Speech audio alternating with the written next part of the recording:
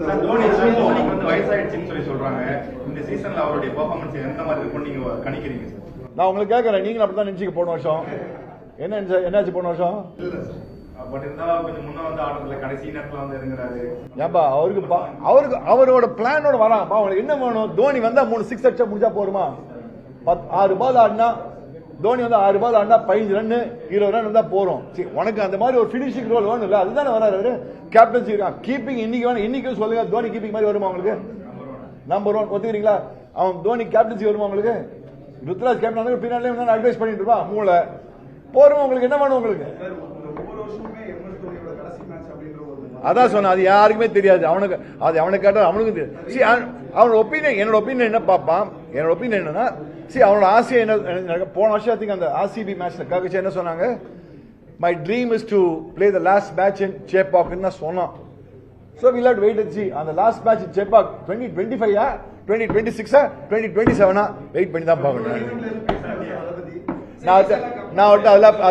நான் அதெல்லாம் பேச மாட்டேன் சார். பர்சனல் மேட்டர்ஸ்லாம் ஜாலியா நம்ம வந்தோமா, ஜாலியா எப்படா இருக்கா, எப்படா குழந்தைலாம் நல்லா இருக்கா, அது நம்ம ஜாலியா பேச போறது விட்டு அவன் பர்சனல் மேட்டர்ஸ்லாம் போதுக்கிட்டு. நீங்க நிறைய கமெண்ட்ரி பண்றீங்க. ஆமா, நீங்க மச்சான் சூப்பர் ஆட்சரா 6 மூக்கு மேல ராஜா அப்படின்றீங்க. பட்டாலா லேகியம், படாட்டி பாகியம், பட்டா பாகியம், படாட்டி லேகியம், இந்த மாதிரி நிறைய சொல்றீங்க சார். இதை நிறைய பேர் ரசிக்கிறாங்க, ஒரு சில பேர் விமர்சனம் பண்றாங்க.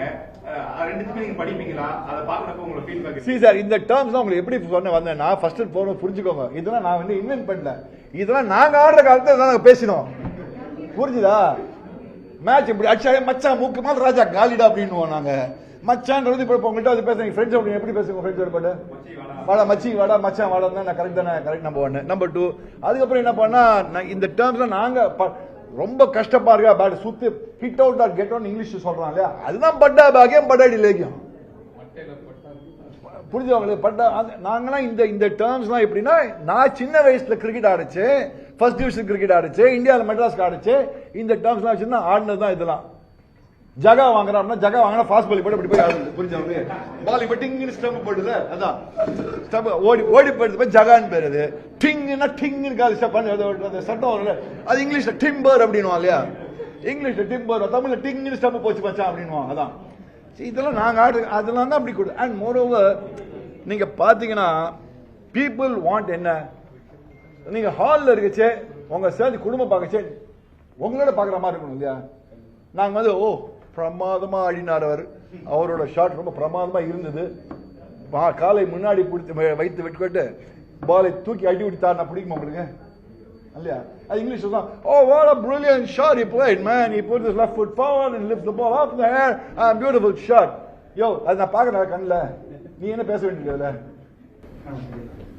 சாம்பியன்ஸ் ஆஃப் இந்தியா பாகிஸ்தான்ல இந்தியாவோட மேட்ச் ஆடுறதுனால பிசிபிக்கு 800 crores லாஸ். அவங்க அடிச்சா என்ன பண்ணுவாங்க? ப்ராப்ளம் அதுக்கு இதான வேணாண்டுது. இந்த டிங்கி கொஸ்டின் தானே வேணாண்டுது. அது அவங்க பாட்டு நம்மளே ஏன் கேட்கறேன்? ஐசிசி போய் கேட்க சொல்லு.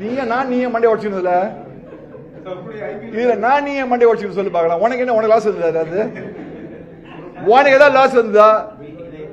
நான் கேட்கற கேள்வி சொல்ல, உனக்கு ஏதாவது லாஸ் வந்ததா? ஏன் இந்தியா வின் பண்ணாங்களா இல்லையா? வாய் பொத்தி போக வேண்டியதானே உனக்கு? இதுக்கு மேல வேணும் உனக்கு சொல்ல வேலை. அது எமதே தான்ப்பா எனக்கு தெரிஞ்சு.